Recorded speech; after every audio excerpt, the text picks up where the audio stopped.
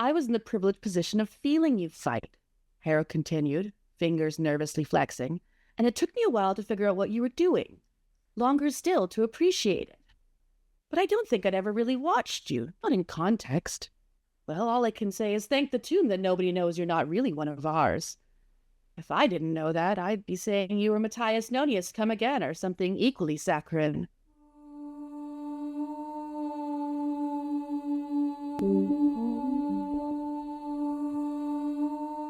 You're listening to Nunpod with Left Grief, Episode 16, Companionable Silence.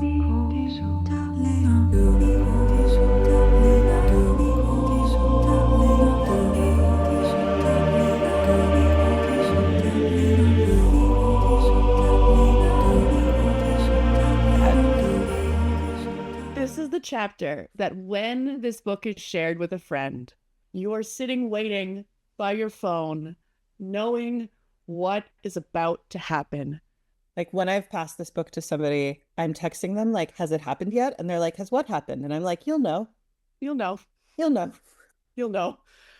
It is really interesting to go into this like very technical bonding moment where we are having like Gideon's connection to Thanergy, Harrow's dedication to study, their real cementing of their relationship as like a unit, like experiencing things together is the theme of this chapter in a very, very big way. I had not noticed until we started looking at this deep dive chapter by chapter how much Tamsin Muir loves to do contrast structurally. Yeah. She loves to do a chapter where there's two things and the difference between those things tells you something about what's happening. And this is such a strong example of that because this is a turning point in two different directions at the same time. The bulk of this chapter is devoted to like, what if Gideon and Harrow could actually work together productively and solve problems as a team? Yeah. And the end of this chapter is like, this is a horror book, by the way. But it's also like there's this kind of foreshadowing of what happens when someone can work together between adept and cavalier. Like they become such a potent team that it is immediately very, very apparent how powerful that collaboration is. And in the prior chapter and in the prior episode, we talk about the potency of the relationship and collaboration and understanding and teamwork between the adept and the cavalier of the fifth, and how Cytherea would perceive that as a threat. So we're coming off of this situation where we're seeing unity amongst the different houses and the conversation and the empowerment of them connecting. And we're seeing more of that connection between Harrow and Gideon. And then we're seeing the consequences of that connection and empowerment and mutual support being visible by the end. And that is that, like, if you don't think you're in danger, you're wrong. You have this sense of safety that, you know, Harrow and Gideon walk away from this experiment with, you know, a sense of gratification and connection and like peace that is part of the previous chapter. I think the context of the previous chapter is so important in shaping everything that happens, not just at the end of this chapter, but also through the body of it. Yeah. The skull at the top of this chapter is a fifth house skull. They are leaving the anniversary party and going straight down into the facility to work on this puzzle. They are immediately coming off this encounter with the fifth as a couple, not just as adept and cavalier, but as a marriage. And frankly, neither Harrow nor Gideon have seen a lot of romantic modeling in their real lives. You know, Harrow's parents, not exactly warm and cuddly with one another, as they are both dead. So similarly, like the other people that we know from their childhood who are married, there's not romance and tenderness and consideration and bond. So in the same way that like the way that they interact with each other shifts after they get some insight into how Palamedes and Camilla interact, this is another model. And they have started to sort of acknowledge in their interactions with each other that there is some romantic interest. And then they see this romantic adept cavalier relationship that seems absolutely perfect. And they go straight from that into like, all right, let's tackle this as a team. And this is an experiment that's really informed by that experience. And it really explicitly quickly on in this chapter's writing acknowledges the contrast. Like Harrow is inside of Gideon's brain, and Gideon is recognizing that under almost every circumstance that she's ever engaged with Harrow, not participating, resisting, hating everything about this would be absolutely the norm. And Harrow is being vocally encouraging instead of being a dick. She's saying, you can do this. You got this. You are skilled enough to handle this. You can do a good job. I believe in you. Instead of being like, whatever, she's useless. She sucks. I don't even She's an idiot. think of you, Griddle. Like, there's no barbs at all in their interaction here. There's, in fact, a highlight of the absence of it. Yeah. Explicitly in the text, recognizing the lack of hostility. Harrow is communicating what she needs to Gideon, and Gideon is meeting her with what she needs. Yeah. And they're both really uncomfortable with that. This is new. This is really at the edge of their emotional capacity. And even though they're like, this is new, this is weird, it's not hard for them to recognize each other's skill.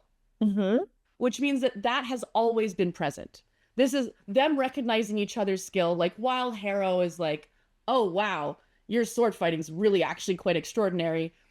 That's not a hard thing for her to really acknowledge. She's just like, I never really looked at it before. And now she's like, I've had this intimate look. And Gideon is trusting the in some ways very obscure instructions. Like, Harrow's framed this ahead of time being like, okay, there's all these energetic theorems, they're put together, I have to deconstruct it piece by piece.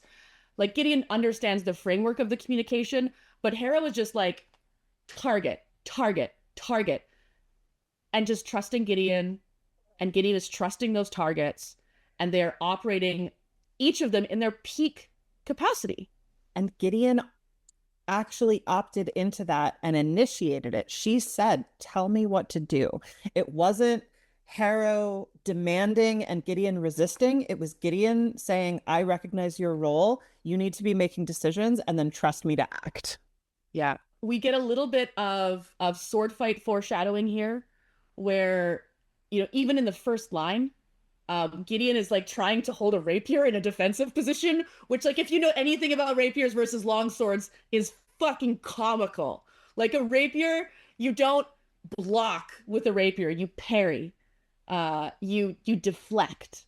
If something is coming down hard on you, you want to deflect and step away. You don't want to be like trying to use that as a wall, but you can feel Gideon's craving for the tool that makes sense to her. She sees that this is limiting. And there's a little bit of that for Harrow as well, as she recognizes that she doesn't quite fully understand what this experiment was designed to do, as the kind of curious qualities that Gideon specifically has brought to it start to emerge around Gideon's observation of these, what appear to be energetic hotspots. So yeah, getting into sort of the mechanics of this, Harrow in this mind link with Gideon is recognizing the places where the theorems that build this construct come apart. And the way to solve the puzzle is to direct Gideon to hit them. And so it's not a brute force sort of mechanic. It's a targeting mechanic. Yeah. And Harrow is surprised that Gideon can also see these hotspots when they are mind linked. Now, earlier, I thought that this was evidence for my secret Gideon force sensitive theory, but I actually think that it's evidence against. Because I was like, Gideon can see these, and Harrow doesn't think that she should be able to see them. And that's evidence that, like, maybe Gideon is actually necromantic, but I actually think that it's about the permeability of the link. When Harrow is in there, Gideon can see stuff that only Harrow can see. And I think that's more that Gideon is getting some Harrow. And if we're going to build on what we were talking about earlier about, relationship modeling, willingness, consent, collaboration, the permeability is a result of the relationship. Mm-hmm. Like, I think that aspect would be much less prevalent if Gideon wasn't fighting this. The openness to each other, the openness to each other's skill, collaboration, and like mind is what allows that transference of sense. Mm-hmm. Gideon, just as you said, sensing Harrow's awareness of the thanergetic points, but also later on, Harrow talking about sensing Gideon's capacity as a fighter. Like they're struggling initially to normalize their expectations of what they should be sensing to this new setup as they are kind of mind melded. But once they start to settle into it, once the like jarring unfamiliarity eases, it becomes much more natural. And we talked in an earlier episode about how one of the points of this experiment perhaps was to develop an appreciation and understanding of what's possible with that yielding and unification. Mm-hmm. Which, like, if you think about Lichter, like that is a key part is yielding and unification. Yeah, and I think it unfortunately does give a clear answer to a question that we raised in an earlier episode, which is, does it hurt the whole time for Gideon? And the answer is yes. And it hurts enough that Gideon is complaining about it. Yeah. Looking at the kind of priorities and tolerances that the initial, necromantic research must have been fine with to develop these theorems, to develop these practices, like the amount of suffering that the original adepts and calves must have willingly continued going through when they didn't know this would work, when they were trying different things, must have been enormous, repetitive, with no promise of success. Yeah, and as is a continued theme through the series, the suffering and the sacrifice is asymmetrical within the context of really intimate bonds. And that's really morally difficult. Yeah. Yeah.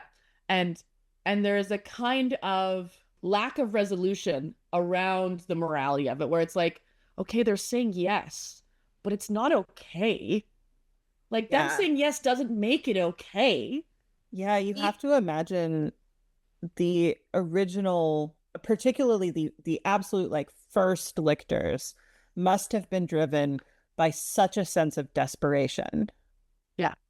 I feel like the writing in this first half of this chapter buries the lead a little bit because it's very much still the same pacing as the last time they did this experiment. It's like, oh, we're fighting, and here's the sword, and there's experiments, and there's the quonk sound, and the beeps, and the which was about different things when this kind of writing was seen earlier on in the book. But now it is about the relationship and, about what has changed in their experiencing of it now that they've, experienced Pal and Cam, experienced Abigail and Magnus. Like, the motions in some ways look the same, but the experience that they're having internally has drastically changed. Totally. Yeah, it's such a subtle difference. It's so easy to read this on the level of like, there's a big bone guy and Gideon's fighting it. Yeah. But the way that they're interacting is so, so different. Where in the first one, Harrow made a plan. Gideon thought the plan was stupid. Gideon just did her own thing. Then they sort of like kind of wedged themselves into a cooperation that was kind of working, but it really wasn't super collaborative. Whereas here, they're like actually fucking communicating with each other in real time and giving each other both positive and negative feedback, giving each other information. The fact that Harrow has started providing Gideon with information, like proactively saying, this is how long it's going to take me to finish what I'm doing. That's never happened before. That's a huge change. She's giving Gideon the opportunity to anticipate, plan, and strategize independent of Harrow's plan. Yes. She's saying, this is where I'm going. This is what to expect me to do. Do your thing. Yeah, and there's this give and take where Harrow facilitates Gideon's autonomy and Gideon willingly surrenders some of her autonomy at the same time. both in the sense that like literally Harrow is in her body, camping out in her brain, but also that she's saying like, tell me what you need me to do. I will do it. Yeah. Yeah. And if we're going to continue, contrasting that in a like the relationship of the lictor unity and like the morality of that, like it still is that kind of like give and take exploration. And here's my anticipation. We're going to keep seeing this theme explored until we see it hit that point where it feels morally bad. Mm-hmm. You could just say Ianthe. I'm just like, oh, Babs. Because it clearly what's happening with Ianthe's experience with Babs is really different. The consent does not look like this. It is not a willing sacrifice in the same way, even though we know that he is willing to give up parts of his body for her power. Yeah. And like, what would it look like to integrate an unwilling cavalier and an unwilling cavalier who you've never had this brain-to-brain interaction with? And I think one of the interesting pieces in with the third is Corona's element in upholding entitlement to that. Mm-hmm. Like Corona is portrayed so much more often throughout the book so far as this like much more friendly, benevolent, like playful, likable person, but like Corona is a participant in what Babs experiences. I was recording a chapter for someone and I was going through that scene where like Corona just fucking rips Bab by the ear and is like, apologize to her. Like Corona absolutely enforces what Ianthe believes is her right to everything of Babs. And part of why Corona makes a really good enforcer is she's physically powerful. Yeah. She's physically powerful and not just like in her body, but in her presence. Mm-hmm. Her physicality is socially powerful. Mm-hmm. But there's an element of disarming to it where you don't see it obvious right away. We see it specifically when Gideon is not known to be there. She's not known to be observed by Corona and Babs, but when Ianthe realizes it, she's like, don't fuck around. Like, I know you're in there and I know what you just saw. Mm-hmm. And Ianthe is threatened by the perception of this power dynamic unveiled. Mm-hmm. Yeah, and so we can start to see, and that is in one of the ways, one of the first, the first one we really get a picture of is Dulcinea and Protesilaus, mm-hmm. which is obviously not a natural adept cavalier relationship that is perceived. It's not a whole other full stop. And then we get some of the third. So we're getting all these different pieces, but the one that has left the most impact is Abigail and Magnus and Palamedes and Cam, because they've really taken the time to actually connect with Harrow and Gideon as people, compared to Cytherea, who has immediately developed a manipulation of Gideon, and Ianthe, who has just threatened them. Yeah. Yeah. And I think Cytherea's portrayal of the Cav-Necro relationship probably is a little off-putting to Gideon because they spend so much time apart in the same way that the Ninth have been up till that point. So it doesn't offer her a model that is the thing that she wants. It offers her a model that's closer, it seems on the surface, to the thing that she already has. Which I think in some ways the third is also could be described as that, which, is this entitlement to everything that is Babs. Like Babs's body, Babs's time, Babs's attitude, Babs's relationship with the world around him. It is all at the discretion of Ianthe and Corona. That's totally true. I actually was thinking in terms of Cytherea spends a ton of time without Pro around. Mm-hmm. And so that atomization of the relationship is more similar to how Harrow has been treating Gideon. And so that's not appealing. And I think you're also right that that's happening in the third, but I think that's not actually visible to Gideon yet. Gideon doesn't know that Ianthe is spending a lot of her time alone. Yeah, there's just a kind of emotional hostility that is familiar. Totally. The hostility, I think the entitlement, we've talked about the like really harsh correction, the sort of humiliation aspect, totally there. Yeah. And I think there's an aspect of humiliation to how Cytherea treats Protesilaus as well. It's not as mean, but it is really condescending. Yeah, the like stand, pat, pat, pat, sit beside me. Oh, you silly man. Yeah, yeah. I don't recall right now, but I know we do get to experience Dulcinea and Protesilaus as their actual selves later on, I believe in Harrow. And like right now, I'm deeply craving actually seeing them as adept and cavalier in reality and knowing what their relationship was really like. It seems from the letters that their relationship was really familial and trusting and respectful. It seems like the real Dulcinea interacted with Protesilaus sort of as like a favorite uncle. They're so soft. That's so sweet. Rather than the other uncle Yeah, no, situation that we not a have mayonnaise going uncle, a on. regular real uncle. More of the kind of uncle that we like rather than the kind of, uncle that's gonna steal my life juice. Yeah. Yeah, but it seems like he and his wife sort of got to playfully push her around and insist that she rest and that sort of thing. And so that's a very different relationship to her sort of, oh, you silly man, I get to make all the decisions and you're stupid. Which, like, it makes sense that Kithurea is choosing that because he is a puppet. And so, like, dismissing him is a reasonable social strategy in the situation, but it's not a nice cavalier dynamic. Yeah, when you're perceiving Protesilaus as a whole person, it feels gross. Yeah. Yeah. And like, and even as a puppet, it feels kind of awful to see the way that he acts. Like, there's a coldness, there's an indifference, there's a cruelty in the character that Kithurea is creating out of the pro puppet.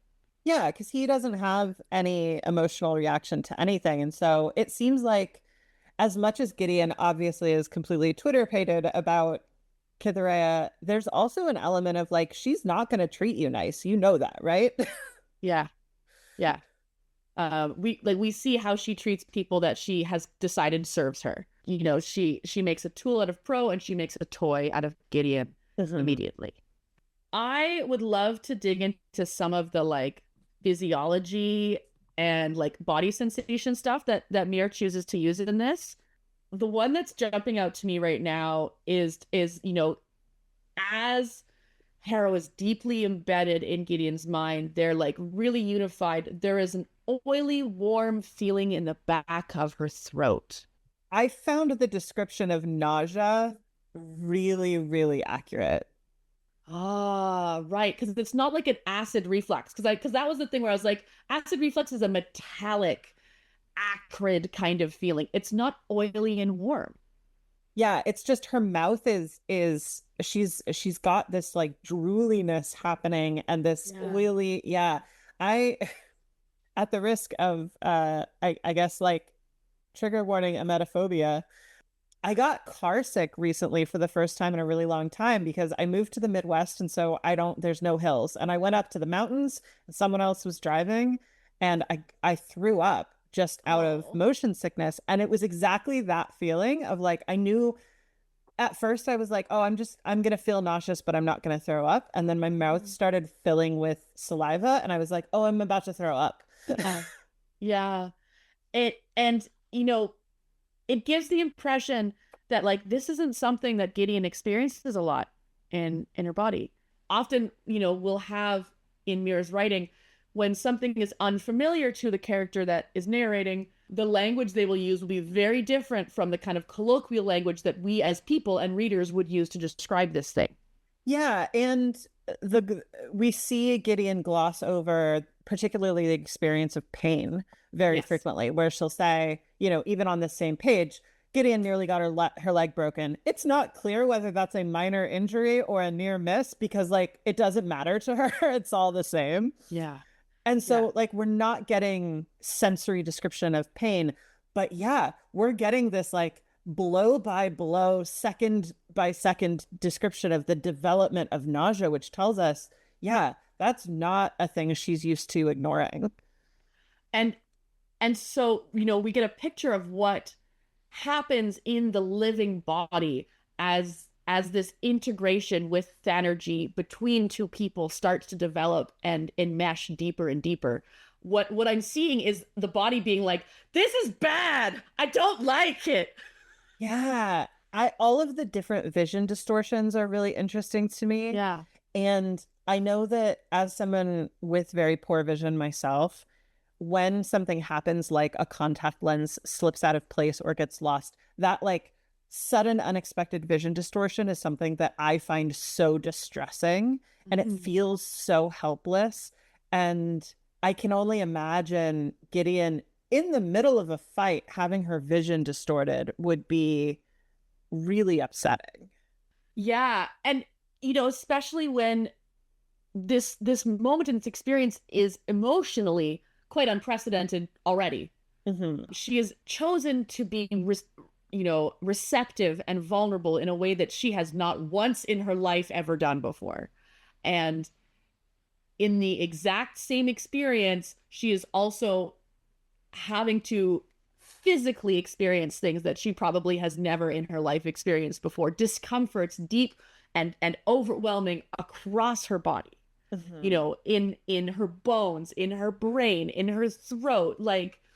And she is still unerringly committed to what she is trying to do with Harrow, and has not at any point in that experience of her body's resistance mentally started resisting Harrow.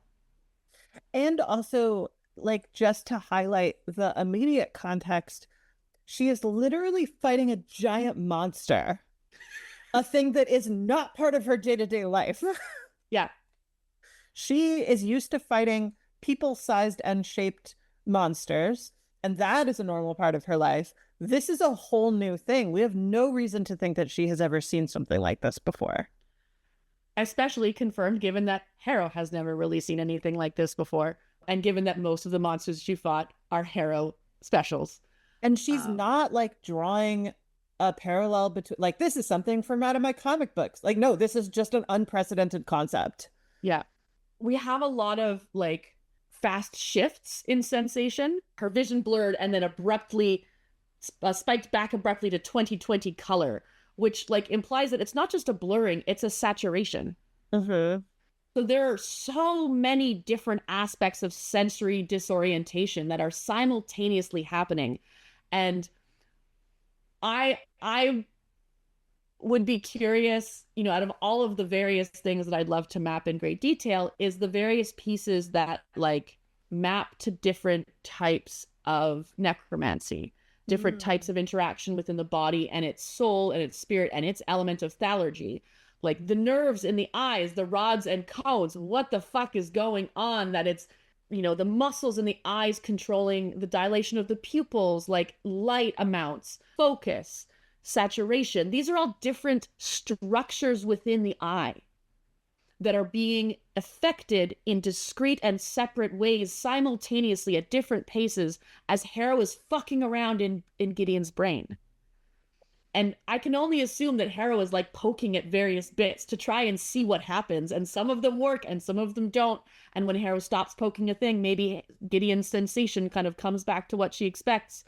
Like Harrow it has like a bunch of buttons and doesn't know what any of them do.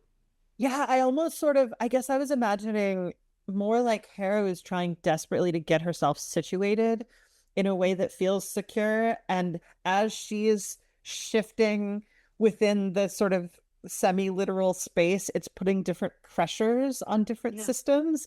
I think of her less as sort of actively pushing buttons, not that she wouldn't, Yeah. but I see them both as really kind of disoriented and a little bit sort of scrabbling in this moment.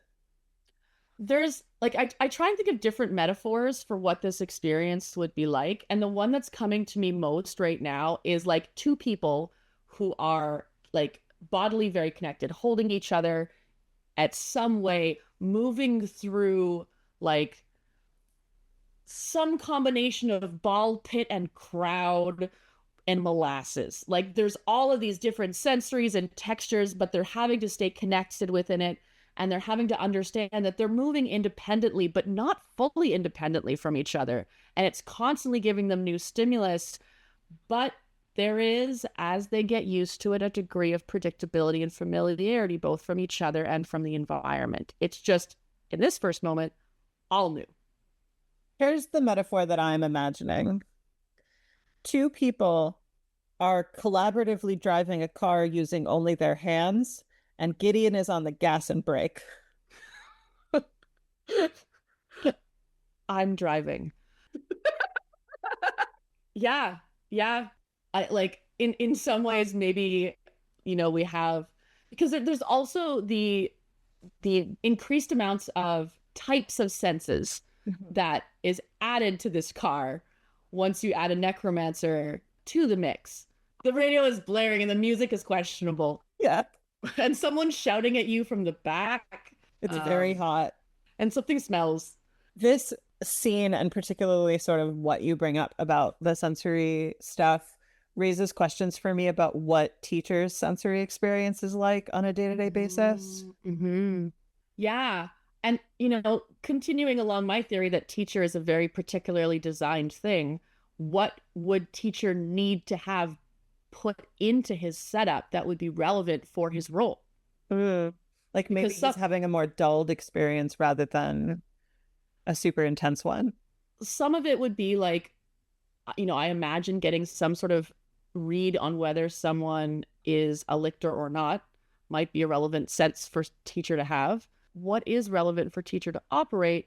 But I do think some of the senses that we would experience would be completely irrelevant and might be like residual as just side effects of the stuff that he's made of and the model of what he's made. Like he's made of person stuff in the shape of a person. So he might have some things that we would find in common, but what he actually needs to operate is not what we've developed. That said, often in people designing things, we will project ourselves onto the things we design. We will project our relationing to the world. Like there's a wonderful series. So Robin Wall Kimmerer, who wrote Braiding Sweetgrass, was an editor on this wonderful 5-book series that I'm going through right now, I think called the Kinship series. But there's this one piece in it that I think it's called Wild Ethics and the something of something. But what it's talking about is how we often will project our senses onto our understanding of animals experiencing the world, where it's like, oh, well, this monarch butterfly must have, this relationship to the orientation of the sun and its circadian rhythms and blah, blah, blah. Like using the language of our bodily experience to the world to describe it, where it's like, why wouldn't the world just be like breathing in butterflies? To think that these other things need to be as we are is so minimizing, but is an inherent, narcissism of human creators. When we think about robots and androids, we are like, oh, they are people shaped. We want them to be uncanny valley. Like we really don't look at them as unique things within their unique context. So there's a kind of balance between the fact that teacher is a very purpose created thing, but is created with the conceit of John. This reminds me of the way people struggle to understand what large language models are doing. I was seeing some conversation earlier this morning, actually, about ChatGPT giving bad information about legal precedent. And people were like, why does it lie about the law? This seems like a really serious thing. It shouldn't be giving bad information about this. And it was like, oh, it doesn't know things. It doesn't know which things are true, and it can't know that. That's not how it works at all. And yeah, if you come to ChatGPT with a starting assumption that it is thinking, that it is doing the same sorts of things that you're doing when you provide language, you're going to totally misunderstand why it's acting like it's acting. Yeah. And so I love, even thinking of the other priests, like if you think that they're designed the same way teacher is, they don't work the same way he does. So I'm going to go with no. And there's even a line early on where Gideon's like, I wonder if they like live in a closet all the time because they're not very animated and teacher is so vital. Like, yeah, they're different things. They're different. They're shaped the same way because they're designed to be interacting with people, and people want to interact with people, or else we get really weird in our brains, because that's why we murdered all the Neanderthals. I think we mostly fucked the Neanderthals. I think we've moved away from that hypothesis. Oh, that's good to know. I mean, I'll chew on that one. I mean, I don't know. Like they're still not here anymore, so that's its own thing. No, But I think there was an interbreeding thing and like there was sort of collapsing convergence and difference. Yeah. collapsing of okay. But still the in our design of robots and our concept of androids, it is that same thing where like we find great comfort in being like, this thing is us, this thing is like us, this is an us thing, rather than this is a tool, this is a construct, this is a non-thing, and it's just serving a purpose. But Canaan House was designed to be a place where people could really grow and preserve and develop knowledge, and having emotionally distant skeletons being most of their interactions wouldn't really facilitate the further development of more lictors. Like, sure, the initial lictors having like maybe some more rudimentary research conditions is plausible, but like to continue building on that, especially when it's like maybe desperate conditions and deeply uncomfortable, you want sympathetic, comforting surroundings, including sympathetic, comforting carers, not just like graceful skeletons. And when you think about this giant bone construct, like it's just designed to be terrifying and threatening. It's designed to be challenging beyond any individual cavalier or individual adept's capacity to handle alone. But also it's designed to be only medium threatening. Yeah. It's not designed to hit super hard. It's not designed to be swift and deadly. It's designed to be something that you can only take apart a certain way. Yeah. And that really, like you said, motivates you to want to take it apart. Motivates you to want to take it apart. And then, the bone construct combined with the structure of the lab itself limits the cavalier and the adept in a way that forces collaboration. Mm-hmm. And that itself is what we've determined is the point. Is like, it's the relationship building. There's like a medium challenging thing that maybe one of them, without their any limitations, could handle, but like each of them being limited and separated from each other and having some of their skills handicapped, they have to rely on each other a little bit more and discover what that relationship of relying on each other could be. It's just really lovely to see that click, and then this like peaceful moment of like, the sand ebbing away into the grate, and like this the writing slows down. Mm-hmm. It really slows down for a moment. There's a really lovely payoff. Yeah. One last final thing before we get into that payoff is just like Gideon's like, fuck this sword, punch. Yeah. It's just like, it's so gratifying. Gideon's like, okay, we're done here. I don't have to use this goddamn rapier anymore. I'm just gonna punch this thing and be done with this. And so then this thing, collapses into sand, and it reveals this beautiful shining black box with a lovely the fucking language, a deep juicy scarlet key. This lovely, like this triumphant moment. You have defeated the dungeon and you have unlocked the treasure and you've got it. It's unlocked the treasure, but then it's also like them unlocking their understanding of what just happened. They're sitting there being like, you saw this and you did this, and then like, now that they're no longer in the heat of the moment, starting to realize what they just did. Imagine having the kind of relationship where it makes sense to debrief with each other. Wild. Never once happened before for either of them at any point really in their lives. And Gideon really expects, when she's like, oh, I saw this glowing thing. And when Harrow says like, oh, you shouldn't have been able to see that, Gideon kind of thinks that she's like telling her that she didn't see it, that she's lying, that she's wrong, And Harrow's like, no. I believe you. I just like that demands explanation. And so she's treating Gideon as credible in a way that Gideon's not expecting. And I think in a way that Gideon didn't even think of that information as unique and novel to Harrow, in the way that she starts to see Harrow react. And as Harrow is treating Gideon as credible, seeing that Gideon has unique, valuable information that she needs to include in her processing, Harrow is developing this like feeling of like, do you want to like solve puzzles with me, Gideon? And Gideon's like, ah, Yeah. panic. Yeah. And this information, the fact that Gideon could see these lights, immediately changes how Harrow is understanding the situation. And she acknowledges that. Yeah. She's not just privately processing information in her own brain. She's saying, like, oh, this raises uncertainty for me. Now I feel less sure of the situation. Like, what? Epistemic humility?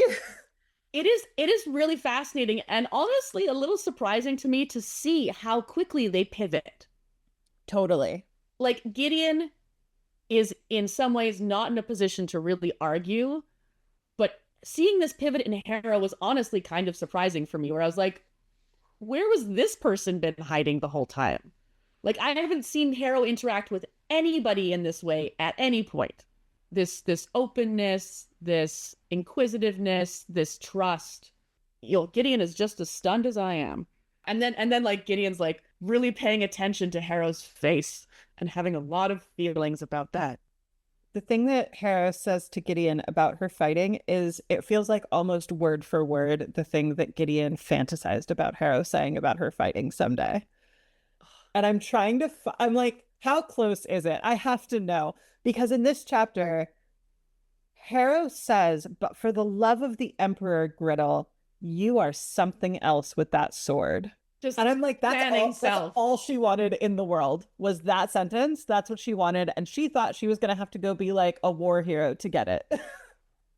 And Gideon's only explanation for this in this moment is you must be brain damaged. Yeah, not possible. Shut up. Go away. Okay, so this is a callback to chapter 12. 12. Okay. When Harrow is missing, Gideon talks about these routine fantasies that she has in which she is part of the first strike on an invasion dropship, and somewhere across the universe, Harrow Hark opens an envelope that talks about how incredibly brave and critical Gideon was to the fight.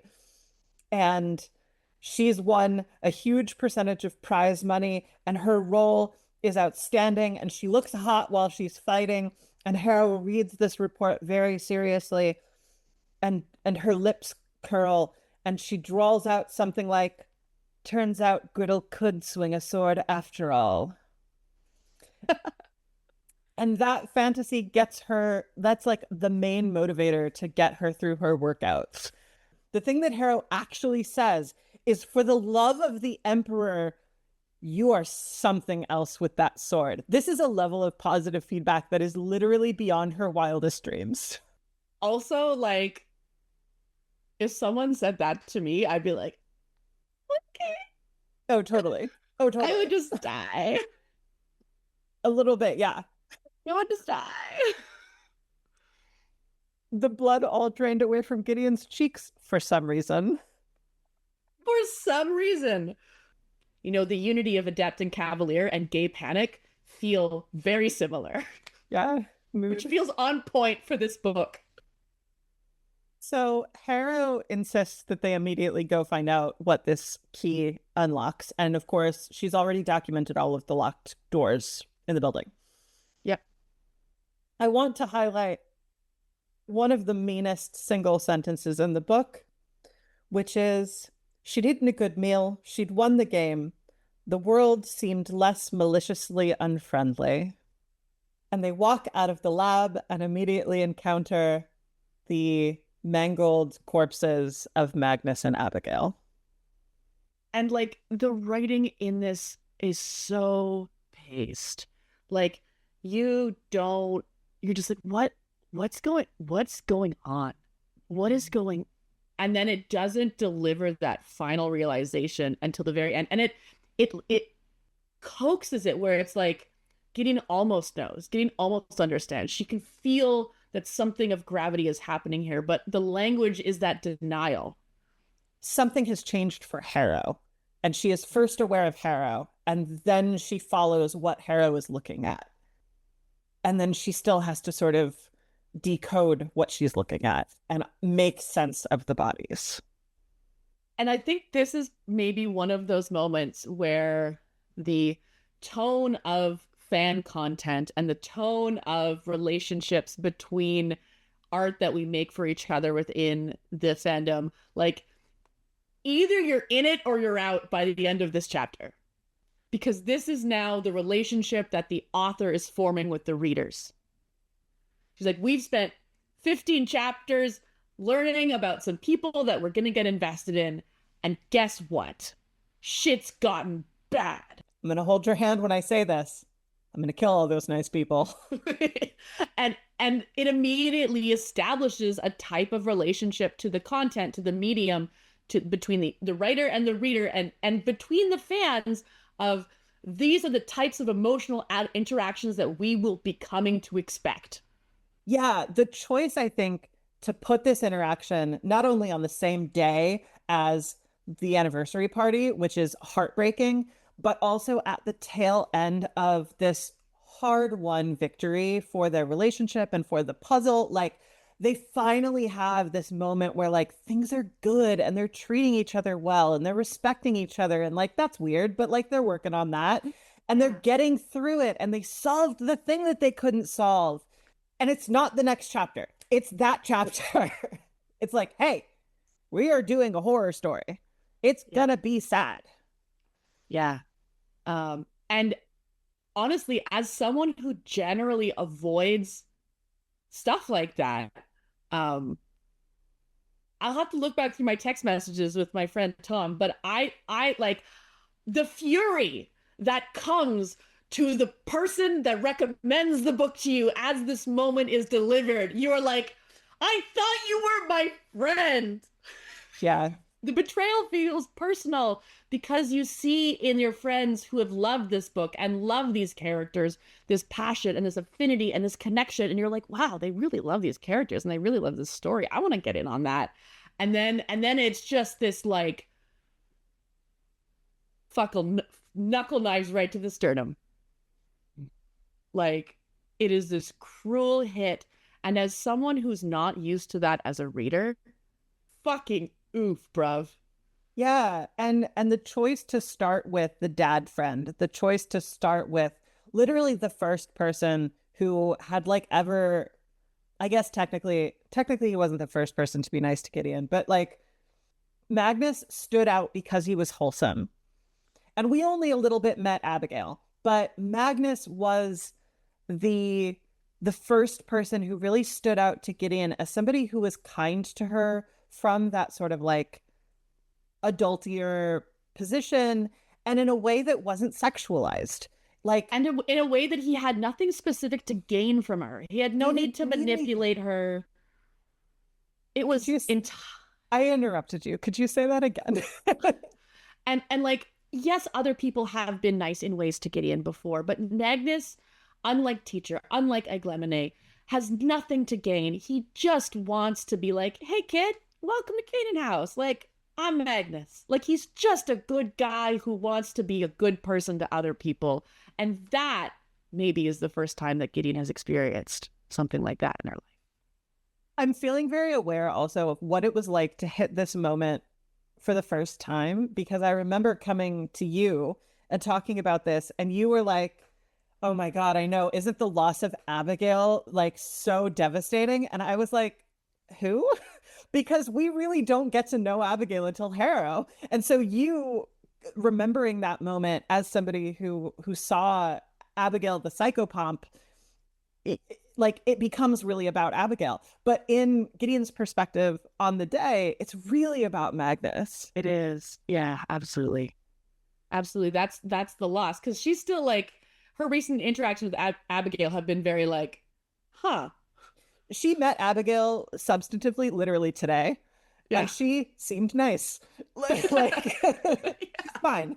She's a fine lady. She's a lady. She's a lady. Wasn't actively mean, which, hey, that's not a long list. But, you know, like, but Magnus, like, really connected for her. Yeah. And over time, Magnus made a point to be kind to her over several days where no one else was being kind to her, where she felt really isolated and really emotionally vulnerable. And Abigail is like a woman who wasn't actively mean. Yeah. none of the other Cavaliers saw it necessary to interact with Gideon in this way, or even interact with any of the other Cavaliers in this way. And Gideon and like Magnus has specifically, with Gideon, gone out of his way to have this relationship with Gideon. He doesn't have this relationship with Babs. He doesn't have this relationship with Camilla. He doesn't have this relationship with any of the other Cavaliers. He says, this kid, I want to connect with this kid.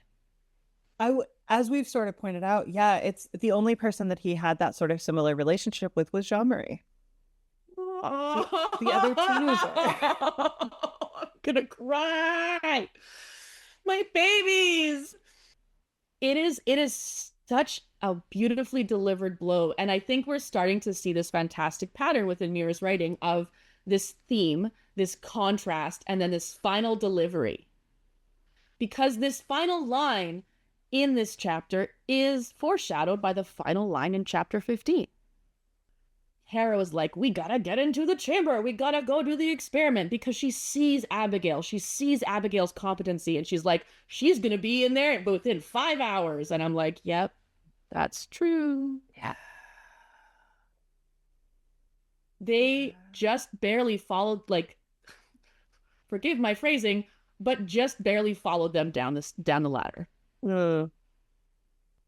And there is this tenderness in the way that their bodies are described that reminds me, I remember listening to an audiobook as a child, The Hunchback of Notre-Dame, the original story, which in some ways is deeply horrifying. In one of the final scenes of the book, it describes some people opening up a space and discovering two bodies in an embrace, one holding the other tenderly, and the apparentness that one had died before the other. And just this like particularly heartrending description of these two bodies found that reminds me, like, these two descriptions remind me so much of each other, because it's like in death as in life, there is this constant intimacy and care and commitment, even in this incidental moment of like Quasimodo.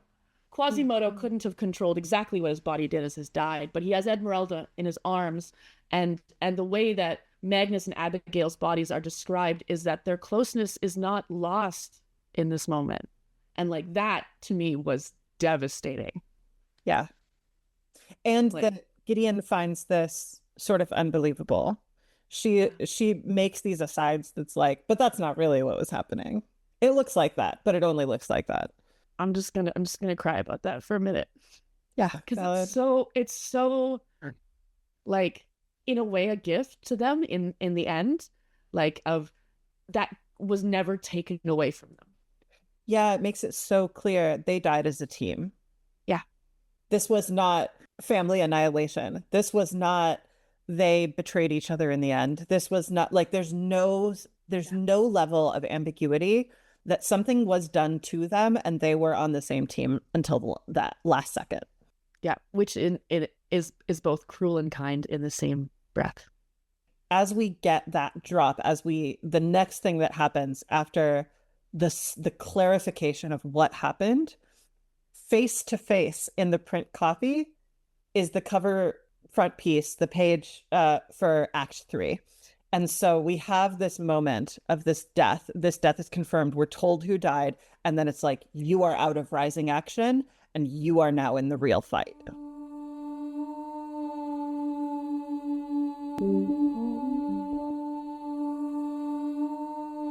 Nunpod with Left Grief is created by Claire Beans and Han Cayley and edited by Han Cayley.